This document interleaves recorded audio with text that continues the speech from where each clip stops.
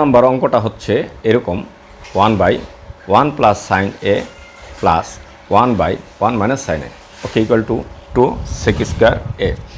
তাইলে ওকে আমরা এই লেফট হ্যান্ড সাইডই করি, তারপর এটাকে লসাগু করে দেখি। Left hand side 1/1 plus sine A plus 1/1 minus sine A. Okay, তাহলে এটা আমরা কি করি,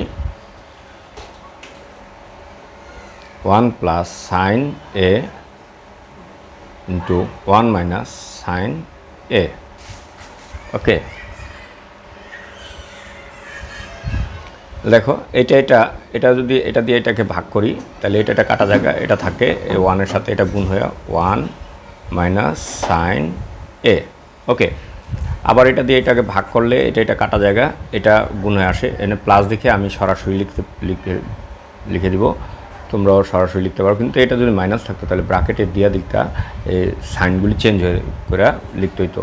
ক্লিয়ার? ব্র্যাকেটের দিয়ে লিখতে, কারণ কি, যদি ব্র্যাকেটে না দিয়ে লেখো তাহলে সাইন চেঞ্জ করে এখানে লিখতে হবে। ক্লিয়ার? আর যেহেতু এটা প্লাস, তাহলে আর এই তোমার এই চিহ্নের কোনো সমস্যা নেই, এটা যা আছে 1-এর সাথে গুণ দিয়া তাই করে নাও।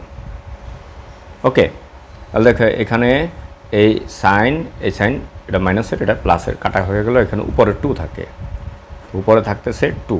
ওকে, আর এইখানে দেখো A plus B into minus B A square minus B square. Okay, তাইলে এইটা মানে কি, এটা সমান আমরা লিখতে পারি কিন্তু কস স্কোয়ার থিটা, মানে 1 minus sine square theta equal to cos square theta. তাহলে cos square theta 1/cos square theta হলো সেক স্কোয়ার থিটা। তাহলে 2 into sec square theta equal to right hand side proved, PROVD। Okay বন্ধুরা, ঠিক আছে।